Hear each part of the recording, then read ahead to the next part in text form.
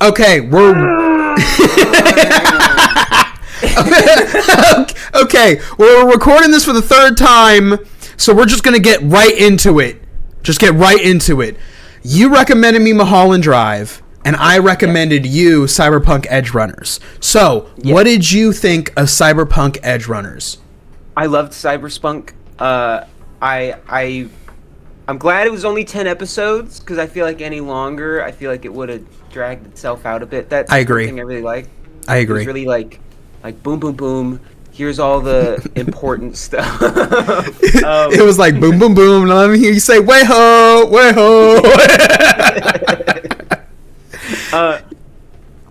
But yeah, like I knew David was gonna die. They made that pretty clear. There's no happy ending in Night City, at least not like that.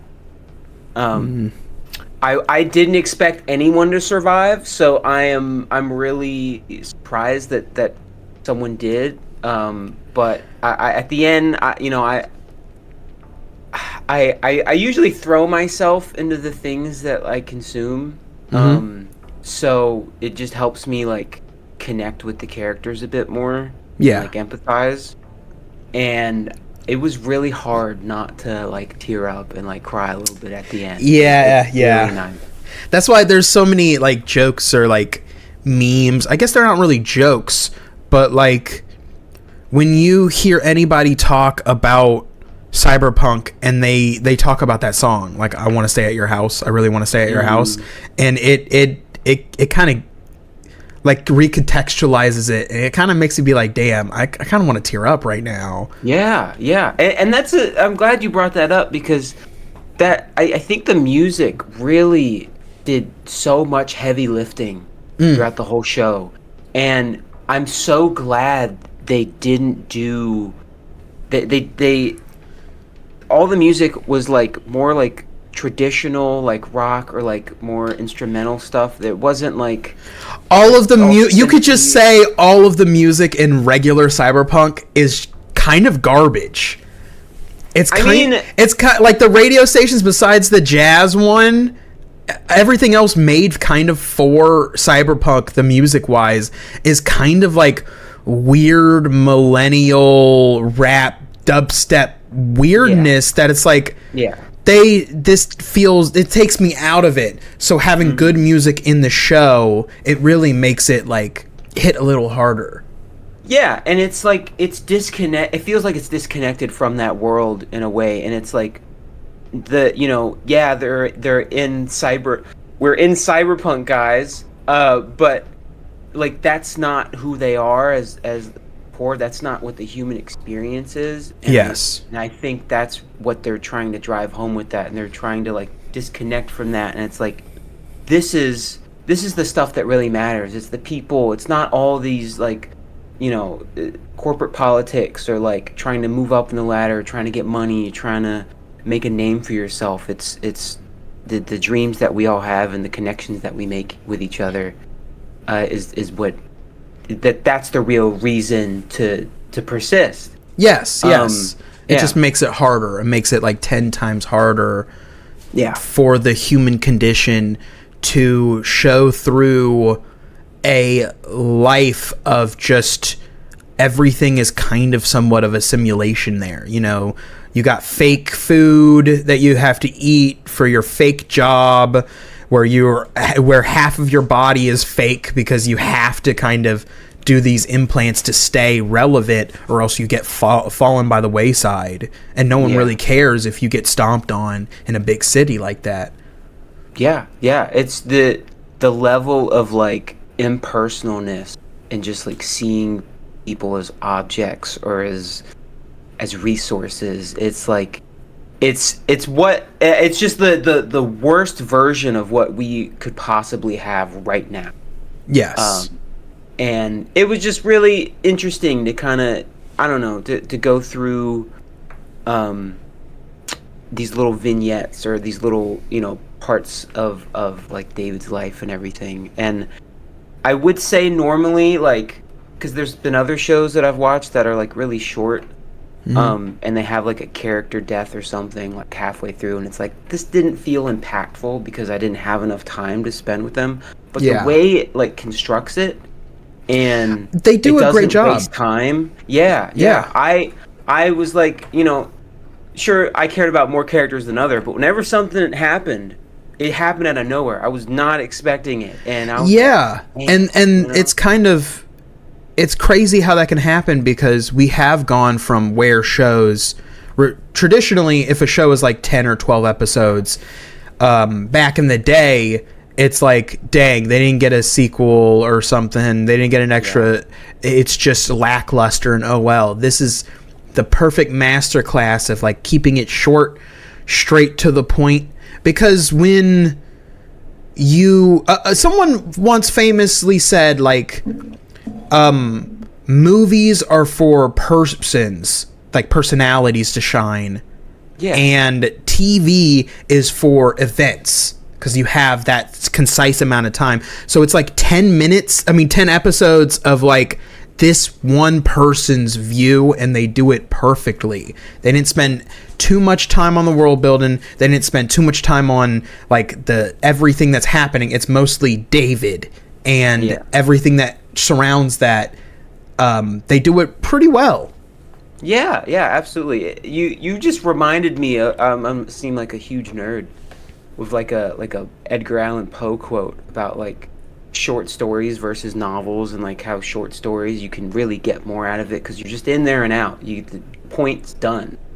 And I appreciate that. If it was any longer, I'm sure it would have been fine. But I think everything was done really well, and it was done like really tastefully, with a lot of care for the world, and like the way they do callbacks and everything, especially in like the last episode. He was going guerrilla mode. I thought I was watching like the Overwatch anime. he was already winning. Dang, he was really, and I wanted to be Tracer, but you were already Tracer. Yeah. And then I wanted to be Mighty Joe Young, and he became Mighty Joe Young. He did. He was mighty. He was young, and he was just a Joe Schmo. He was just average Joe Schmo. I think there's something that's really hard to do, where when the first death happens in this show, it catches you by surprise because you're not expecting it to be that type of show. Mm-hmm. And then once you have that thought of, oh, okay, it's this type of show, everyone's just going to die. Whatever. Yeah. It kind of takes you out of the meaningfulness of everybody else's deaths, because you're like, I'm sure they're going to die sometime now that I know it's this type of show. But it doesn't feel like it really takes away. Like, all the deaths are still kind of impactful. Yeah, I feel like they're spaced out well enough, and like the right people die at the right moment, because I feel like any other show that I've watched that's like that has that tone where it's like, oh yeah, everyone's died, everything's on the table.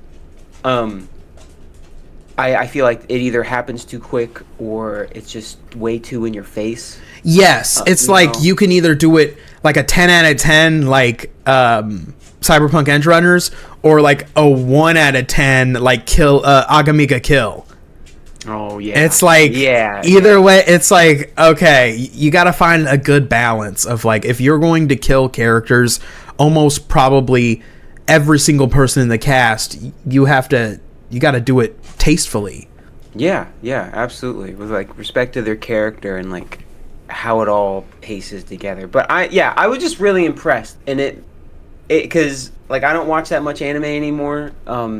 And I know it was really popular and everything, but it just makes, I don't know. I was like, damn, I'm really glad you recommended it to me, and it really makes me want to jump back into the game more and like see see how like that affected things, and like how the stories tie in some way, because I know there's not like explicitly, but at least stuff with like Atom Smasher and like all that. Yeah, exactly. Like I played a little bit of like Cyberpunk, and I was just like, it's just like another like open world that I have to put all the work into like sinking my teeth into.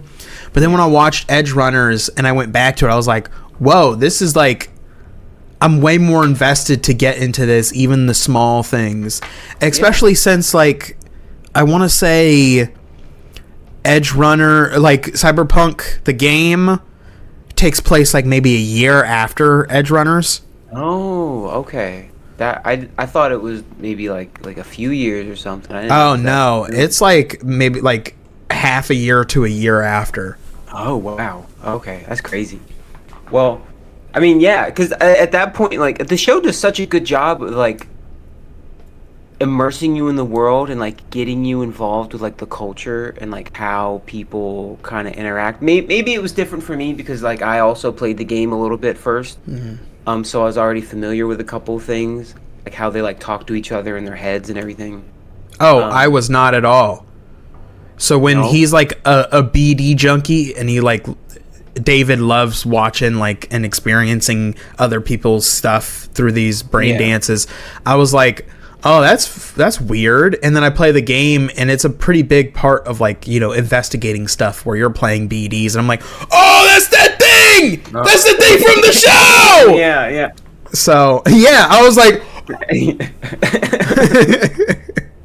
Oh, cool. I mean, yeah, that it's got the way it introduces things. It's just it's very natural, and yeah, I loved it. So thank you for showing it to me.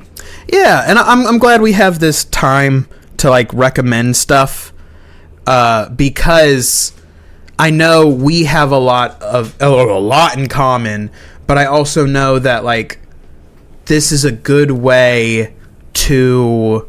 Hold on, I don't know if you could see this. What is this dude doing? What is this dude doing? He wants uppies. He wants uppies.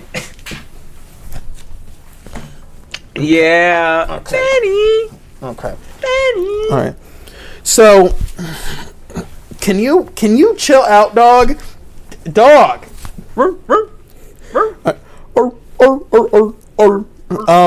So. So there's so many things that's like, I know you would love Edgerunners, right? And you're playing the game, but when are you ever going to actually stop and like actually like watch it or something? So it's like, oh, it's nice that we can actually check those things out, especially since we know each other so well, to be like, okay, you'll like this. And then you end up liking it. Yeah, absolutely. It's like, I don't know, because usually when you say something like, oh, you should check this out or whatever, it's like, yeah, like you keep it in the back of your head, but it's hard to find the intentional time to sit down and do that. Yeah. But we're doing stuff for this. It's like, yeah, man,